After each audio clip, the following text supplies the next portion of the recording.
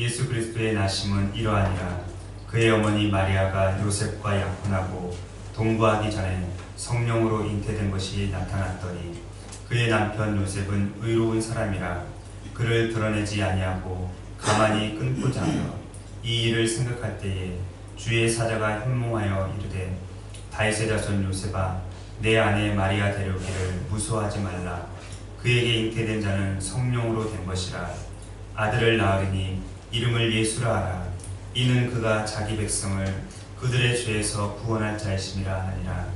이 모든 일이 된 것은 주께서 선지자로 하신 말씀을 이루려 하심이니 이르시되 보라 처녀가 잉태하여 아들을 낳을 것이요 그의 이름은 임마누엘이라 하리라 하셨으니 이를 번역한즉 하나님이 우리와 함께 계시다 하니라. 요셉이 잠에서 깨어 일어나 주의 사자의 분부대로 행하여 그의 아내를 데려왔으나 아들을 낳기까지 동침하지 아니하더니 나음의 이름을 예수라 하니라. 내일은 우리 기독교에서 지키는 여러 가지 절기들 중에서 가장 크게 생각하는 성탄절입니다. 성탄절은 온 인류의 죄를 대속하기 위해서 하나님이신 예수님께서 친히 인간의 몸을 입고 오신 것을 기념하는 날입니다. 하나님이신 예수님께서 사람이 되신 것을 다른 말로 표현하면 성육신이라고 그렇게 말합니다. 또 예수님께서 처녀의 몸에서 탄생하신 것을 가리켜 동정녀 탄생이다 라고 그렇게 말을 하는데, 오늘은 예수님께서 어떻게 처녀의 몸에서 잉태하게 되었는지에 대해서 말씀을 통해서 알아보고자 합니다. 여러분들은 예수님의 동정녀 탄생을 어떻게 생각을 하고 계십니까? 예수님의 동정녀 탄생을 사실이라고 생각을 하십니까? 아니면 예수님의 동정녀 탄생을 허구나 신화라고 그렇게 생각을 하십니까? 여러분들은 그렇게 사실이라고 생각하지만 허구나 신화라고 생각하는 사람들도 상당히 많이 있었고 지금도 있습니다. 초대교회부터 현대에 이르기까지 예수님의 동정녀 탄생은 끊임없는 논쟁거리였습니다. 창조신학회 연구소 소장이자 평택대학교 신학대학원의 교수로 재직 중인 조덕영 교수님께서 이렇게 말을 했습니다.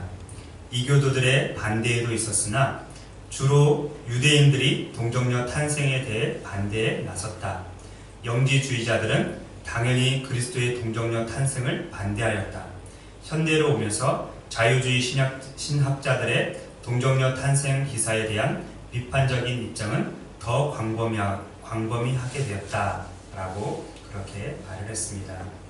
뿐만이 아니라 1985년부터 2010년도까지 약 25년 동안 미국의 CNN 방송에서 레리 킹 라이브라는 토크쇼를 진행했던 아주 유명한 텔레비전 진행자인 레리 킹이 어떤 사람의 질문을 받게 됩니다. 인류 역사를 통틀어서 누구하고라도 인터뷰를 할 수 있다면 누구랑 하겠습니까? 라는 질문을 받게 됩니다. 그러자 레리 킹이 예수 그리스도라고 대답을 했습니다. 또다시 그렇다면 당신은 그에게 무슨 질문을 하고 싶습니까? 라고 말을 하자 레리 킹이 예수가 정말로 동정녀 탄생을 했는지 물어보고 싶습니다. 그 답이 역사를 정해 줄 것이기 때문입니다. 라고 대답을 했습니다. 즉 레리 킹은 한마디로 예수님의 동정녀 탄생을 믿지 않았던 사람입니다. 그러나 반대로 설교의 황태자라고 불렸던 찰스 스펄전 목사님은 세상 역사가 기록한 가장 위대하고 중요한 사실은 예수님의 출생과 관련된 사실이다 라고 그렇게 말을 했습니다. 이와 같이 초대교회 때부터 이교도들, 유대인들, 영지주의자들, 그리고 오늘날의 자유주의 신학자들 뿐만 아니라 레리 킹과 같은 수많은 사람들이 아무리 예수님의 동정녀 탄생을 부인한다고 해도 신구약 성경 전체와 예수님의 12제자 중 한 사람이었던 마태는 예수님의 동정녀 탄생이 사실이었다, 실제로 일어난 사건이었다라고 그렇게 말을 하고 있습니다. 뿐만 아니라 성경은 예수님의 예수님께서 동정녀의 몸에서 태어나시기 전에 먼저 성령으로 잉태되었다라고 그렇게 말씀하고 있습니다. 우리 다 같이 18절 말씀을 한 목소리로 읽어보도록 하겠습니다. 18절 시작. 예수 그리스도의 나심은 이러하니라. 그의 어머니 마리아가 요셉과 약혼하고 동거하기 전에 성령으로 잉태된 것이 나타났더니, 예수님의 동정녀 탄생이 사실이라고 강력하게 주장했던 한 목사님께서 이렇게 말을 합니다. 구약 성경은 예수님의 동정녀 탄생을 조용히 암시하시고 또 큰 소리로 예언하기도 한다. 신약 성경 기자들은 모든 면에서 예수님 어머니 마리아가 오직 성령 하나님의 기적을 통해 임신한 동정녀였음을 강조하기 위해 기사를 공들여 상세히 기술한다 라고 그렇게 말을 했습니다. 그렇다면 이 예수님의 동정녀 탄생이 정확하게 무엇을 뜻하는 말이겠습니까? 앞에서 인용했던 조덕영 교수님께서 또 이렇게 말을 합니다. 예수의 동정녀 탄생이란 예수의 동정녀에 의한 수태, 즉 성적 접촉이 없이 동정녀 마리아에게서 수태되었다는 믿음을 말한다. 이 동정녀 탄생은 모든 정통 기독교의 신앙 고백들의 공통이다. 사도신경과 니케아 신조는 이 부분을 확증하고 있다라고 말을 했는데, 이 교수님의 말처럼 우리는 예수님께서 동정녀의 몸에서 탄생하셨다는 사실을 믿습니다. 그래서 조금 전에 이 세상에 주께서 탄생할 때 참신과 참사람이 되시려고 저 동정녀 몸에서 나시었으니 라고 우리는 힘차게 찬송을 불렀던 것입니다. 뿐만 아니라 나는 그의 유일하신 아들 우리 주 예수 그리스도를 믿습니다. 그는 성령으로 잉태되어 동정녀 마리아에게서 나시고 라고 하면서 우리가 신앙 고백을 했습니다. 예수님은 원래 하늘에서 하나님으로부터 태어나신 분이십니다. 그래서 예수님은 하나님을 하늘에 계신 내 아버지라고 그렇게 불렀고, 그것도 모자라서 아빠, 아버지라고 그렇게 불렀습니다. 그리고 하나님은 예수님을 향해서 이는 내 사랑하는 아들이요 내 기뻐하는 자다 라고 그렇게 말씀을 하셨습니다. 이와 같은 성경의 내용을 봐서도 예수님은 하나님의 진짜 아들이라는 것을 우리가 확신할 수가 있습니다. 하나님의 하나밖에 없는 아들, 독생자 예수님께서 하늘 모든 영광을 버리시고 낮고 천하고 유한한 인간이 되시기로 작정을 하신 것입니다. 그래서 남자를 알지 못했던 동정녀 마리아를 하나님께서 선택을 하셔서 그 마리아의 몸에서 성령으로 잉태하게 하시고 10달 동안 그 뱃속에서 자라게 하시고 10달 만에 이 세상에 태어나게 된 것입니다. 마리아는 비록 요셉과 약혼은 했지만 아직까지 동거하기 전, 즉 성적인 접촉이 있기 전에 성령으로 예수님을 잉태한 것입니다. 유대인들에게 있어서 이 약혼은 정식적으로 결혼식을 올리기 전에 1년 정도 유지되었던 부부 관계입니다. 예전에 우리나라에서도 이런 약혼식을 먼저 했었습니다. 제가 어렸을 때만 해도 그런 것들이 자연스러웠는데 요즘에는 약혼식을 먼저 올리고 그 다음에 결혼을 한다라는 얘기를 거의 들어올 수가 없습니다. 요즘에는 약혼식은 생략하고 곧바로 결혼식을 올리기 때문에 그렇습니다. 하지만 유대인들, 그것도 2000년 전에 유대 사회에서 약혼을 했다라는 것은 오늘날 약혼한 것보다 훨씬 더 강한 그러한 법적인 구속력이 있는 것입니다.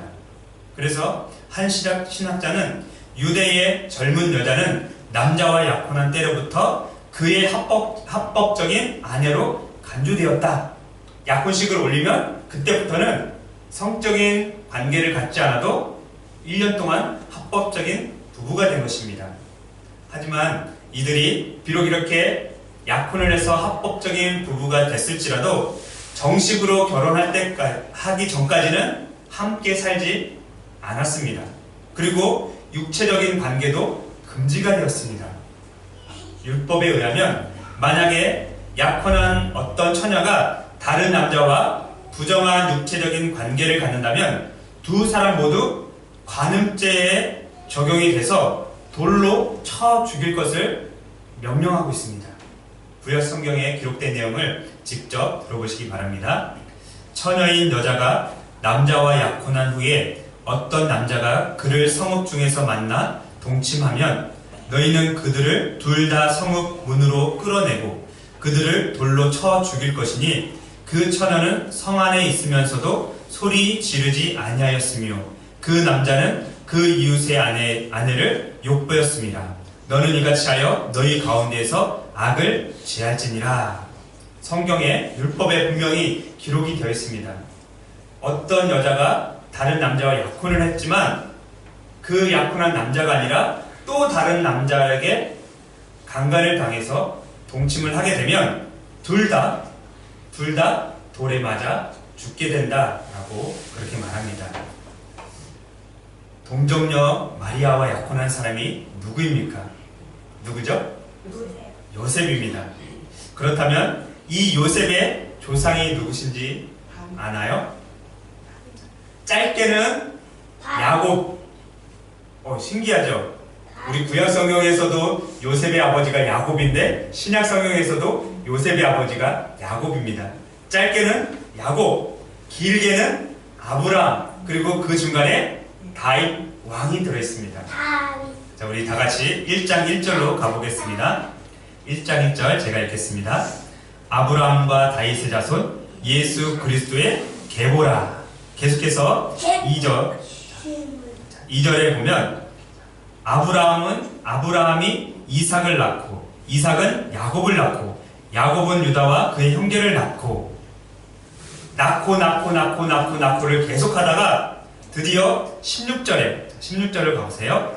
16절에 야곱은 마리아의 남편 요셉을 낳았으니, 즉 요셉은 아브라함과 다윗의 자손으로 태어난 정통 유대인입니다. 뿐만 아니라 다윗의 혈통을 이어받은 왕족의 피가 흐르는 사람입니다. 게다가 그는 의로운 사람이었다고 성경은 기록하고 있습니다.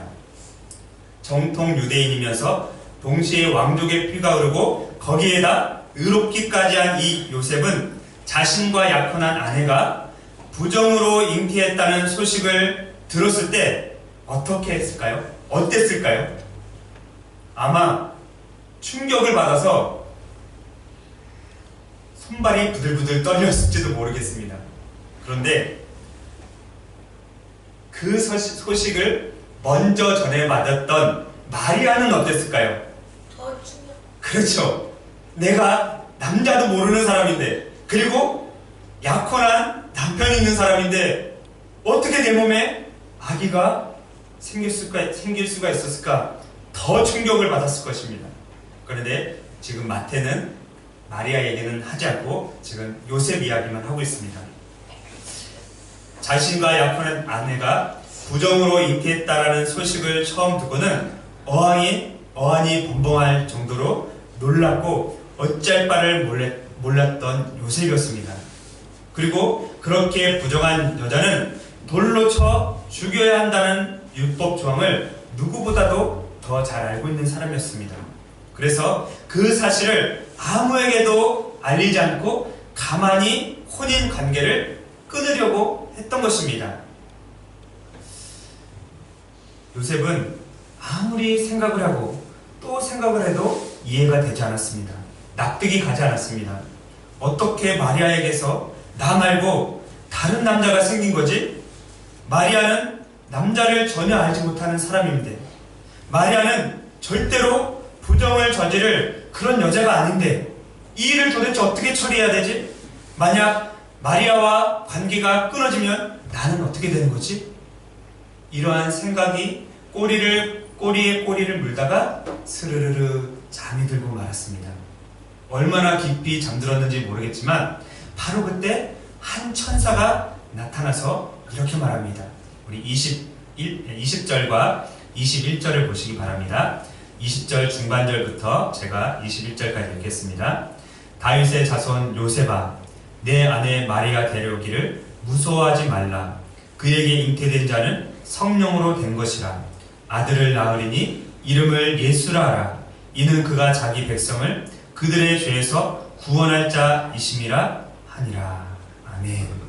요셉은 자신과 약혼한 아내를 부정한 여자라고 생각하고 아무도 모르게 혼인 관계를 끊어버리려고 했습니다. 만약에 그 자기 아내 마리아가 임신했다는 사실이 마을 사람, 동네 사람들에게 알려졌다면 어떻게 됐을까요? 이유를 불문하고 돌에 맞아 죽었을 것입니다.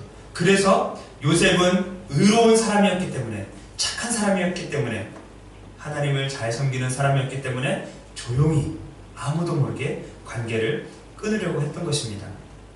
그런데 꿈에 한 천사가 나타나서 말을 했습니다. 그 천사의 말을 믿었을 뿐만 아니라 마리아의 몸에서 자라고 있는 이 아기가 어떤 사람과 부정적인 성적인 접촉에 의해서 생긴 것이 아니라 성령으로 잉태되었다는 놀라운 사실까지 알게 되었습니다. 게다가 그 아기의 이름까지 알게 되었는데 그 이름은 예수입니다. 예수는 구약시대엔 호세아 또는 여호수아로 불렸습니다. 정통 유대인이었던 요셉은 예수라는 이름의 뜻을 너무나도 잘 알고 있었습니다. 예수라는 이름의 뜻은 그가 자기 백성을 그들의 죄에서 구원할 자라는 그런 뜻입니다. 그래서 요셉은 천사가 일러준 대로 이 아기가 우리 백성을 로마의 압제에서 구원할 메시아인가 보다 라고 생각을 했을 것입니다. 그런데 예수님은 유대의 민족뿐만 아니라 온 인류를 구원하시기 위한 그러한 메시아로 이 세상에 오신 것입니다. 영국에 아주 유명한 목사님이었던 마틴 로이드 존스라는 목사님이 계셨는데 그분이 이렇게 말합니다. 이 구절들이 가르쳐주는 바는 주 예수 그리스도가 사람으로 탄생하신 일은 전적으로 하나님의 역사라는 것입니다. 예수 그리스도는 사람의 뜻으로 태어나지도 않았고 육체의 뜻과 힘으로 태어나지도 않았습니다. 예수 그리스도의 잉태에 남자는 전혀 관여하지 않았습니다. 이것은 위대한 신비입니다. 우리가 아는 것은 성령의 능력이 마리아에게 임하셔서 마리아로부터 그녀의 세포 하나로부터 우리 주님의 인성이 만들어졌다는 것입니다. 예수님의 탄생은 위대한 신비다라고 그렇게 말합니다. 또 종교개혁자였던 존 칼빈도 마찬가지로 예수님께서 성령으로 잉태된 것은 한마디로 신비였다라고 그렇게 말합니다. 예수님의 동정녀 탄생이 사실이고 전적인 하나님의 역사이며 위대한 신비라는 것을 믿으시기 바랍니다. 성경에 기록된 모든 내용들, 특히 예수님의 동정녀 탄생과 같은 이런 것들은 신비에 속한 것입니다. 그래서 이 신비를 믿음으로 받아들일 때 이해가 되고 내 것이 되는 겁니다. 그런데 많은 사람들, 초대교회로부터 현대에 이르기까지 수많은 사람들이 이것을 믿지를 못하는 겁니다. 신비를 믿지를 못하기 때문에 동정녀 탄생은 거짓이다, 잘못된 것이다 라고 그렇게 주장을 한 것입니다. 성경의 모든 기적과 신비는 보고 믿는 것이 아니라 믿을 때 보여지는 것입니다. 그 사실을 또 믿으시기 바랍니다. 예수님께서 보지 못하고 믿는 자들이 복되도다 라고 말씀하셨습니다. 이제 오늘 말씀의 핵심에 대해서 말씀을 드리겠습니다. 꿈인지 생시인지 모를 정도로 깊은 잠에 빠져있던 요셉에게 천사가 계속 말을 합니다. 22절과 23절을 같이 한번 읽어보도록 하겠습니다. 시작. 이 모든 일이 된 것은 주께서 선지자로 하신 말씀을 이루려 하심이니 이르시되 보라 처녀가 잉태하여 아들을 낳을 것이요 그의 이름은 임마누엘이라 하리라 하셨으니 이를 번역한즉 하나님이 우리와 함께 계시다 함이라. 아멘. 천사는 요셉에게 이 모든 것은 주께서 선지자로 하신 말씀을 이루려 하심이다 라고 말씀합니다. 즉 하나님께서 이사야 선지자를 통해서 하신 예언의 말씀을 이루게 하기 위해서 이 모든 일들이 벌어졌다 라고 말합니다. 보라 처녀가 잉태하여 아들을 낳을 것이요 그의 이름은 임마누엘이라 하리라. 이 말씀은 이사야 7장 14절에 기록된 말씀입니다. 이 말씀은 원래 하나님께서 이사야 선지자를 통해서 당시의 왕이었던 아하스 왕에게 표적으로 주시는 약속의 말씀이었습니다. 예루살렘 성은 완전히 포위되었습니다. 그리고 아하스 왕은 두려워 떨며 공포로 사로잡혀 있었습니다. 이때 하나님의 선지자였던 이사야가 왕에게 가서 하나님께서 예루살렘 성을 보호해 주실 것이라는 약속을 전하게 하십니다. 그리고 이 단순한 약속만으로는 초죽음이 되어 있었던 아하스 왕의 마음이 진정이 되지 않자 하나님은 다시 한번 이사야 선지자를 아하스 왕에게 보내서 이렇게 말씀하게 합니다. 너는 내 하나님 여호와께 한 징조를 구하되 깊은 데서든지 높은 데서든지 구하라. 한 가지 징조를 구하라 라고 그렇게 말씀합니다. 악한 왕이었던 아하스 왕은 자신의 불신앙을 숨기고 징조를 구해봤자 아무런 소용이 없을 것이다 라고 생각을 하고 징조를 구하기를 거절했습니다.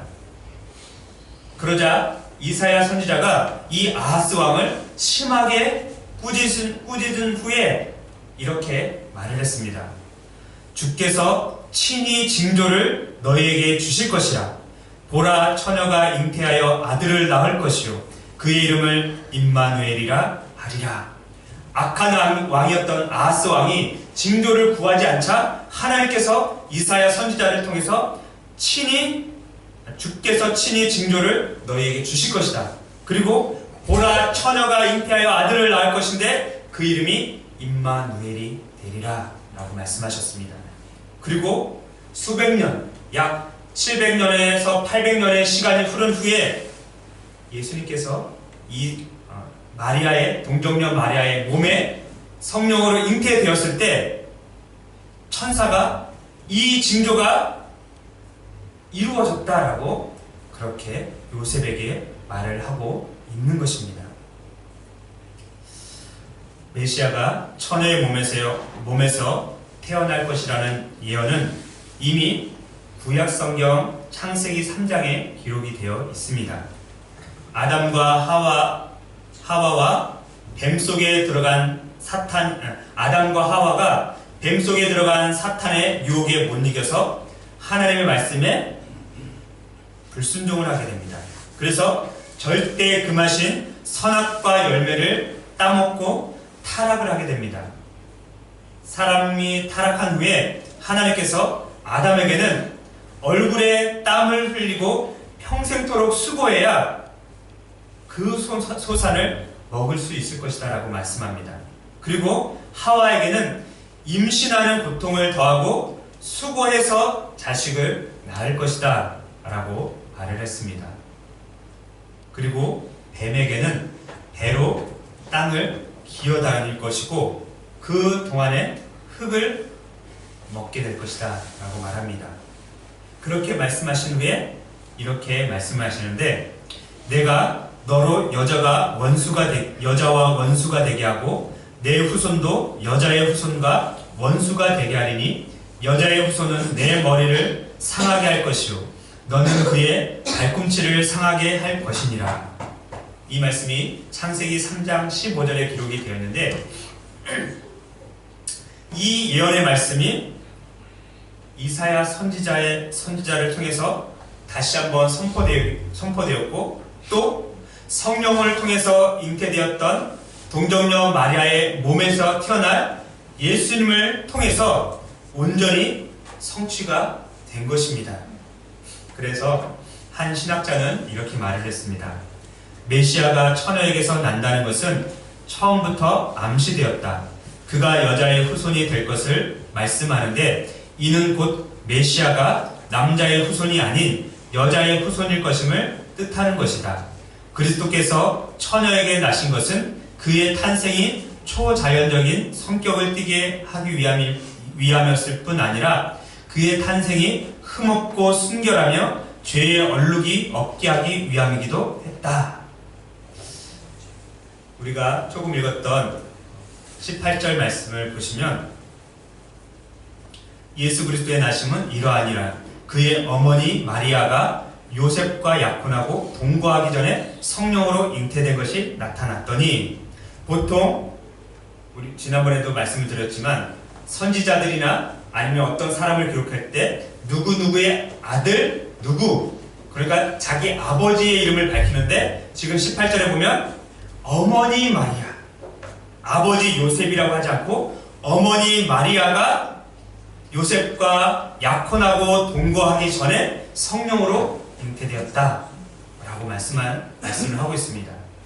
그래서 이 예수님은 창세기 3장 15절에 기록된 대로 여자의 후손으로 태어나셨고, 또 남자 없이 성령으로 잉태되었기 때문에 흠없고 순결하고 죄가 전혀 없는 그러한 분으로 태어나신 것입니다. 계속해서 본문을 기록한 마태는 천사가 요셉에게 친절하게도 임마누엘의 뜻을 해석해주고 있는 것을 보게 됩니다. 임마누엘은 하나님이 우리와 함께 계시다 라는 뜻입니다. 아마도 요셉은 임마누엘의 뜻을 정확하게 알고 있었을 것입니다. 그러나 그 임마누엘이 누구에게 적용이 되는지, 또 어떻게 적용이 되는지 그거에 대해서는 알지 못했을 것입니다. 그런데 천사의 말을 듣고 자기의 아내 마리아의 몸에 성령으로 잉태된 그 아기가 바로 임마누엘이라는 것을 알게 되었던 것입니다. 비몽사몽간에 이 짧은 천사의 말을 들은 요셉은 이제 완전히 잠에서 깨어납니다. 그리고 천사가 분부한 대로 아내를 데려오기 위해서 한 걸음으로 달려갑니다. 그리고 아내를 데려온 후부터 마리아가 아들을 낳기까지 동침을 하지 않고 있다가 아들을 낳은 후에 천사가 가르쳐준 대로 그 이름을 예수라고 그렇게 지었던 것입니다. 이제 말씀을 맺겠습니다. 오늘은 성탄절 전날입니다. 예수님을 믿지 않는 사람들은 성탄절 전날을 크리스마스 이브라고 합니다. 그리고 이 이브 때 흥청망청 먹고 마시고 즐기는 것을 가장 큰 낙으로 생각합니다.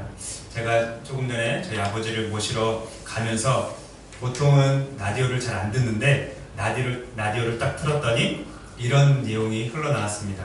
성탄절에 가장 하고 싶은 것이 무엇입니까? 라는 질문을 했는데 가장 많은 답이 가족과 함께 보내고 싶습니다 라고 대답을 했다고 합니다.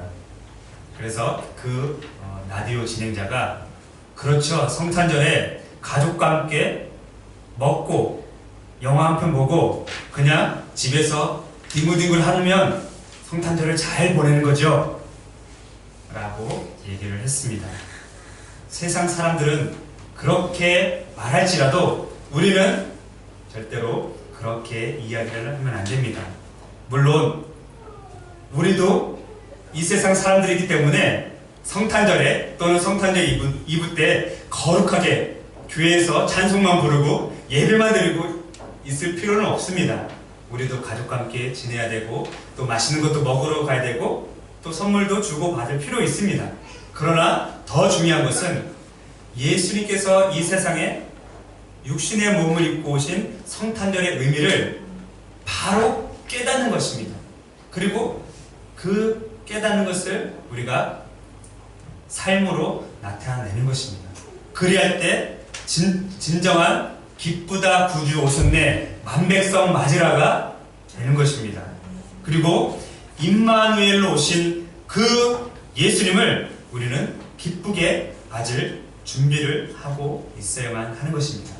내일은 성탄절이기 때문에 그 예수님에 대해서 다시 한번 말씀을 통해서 나눠보도록 하겠습니다. 기도하겠습니다.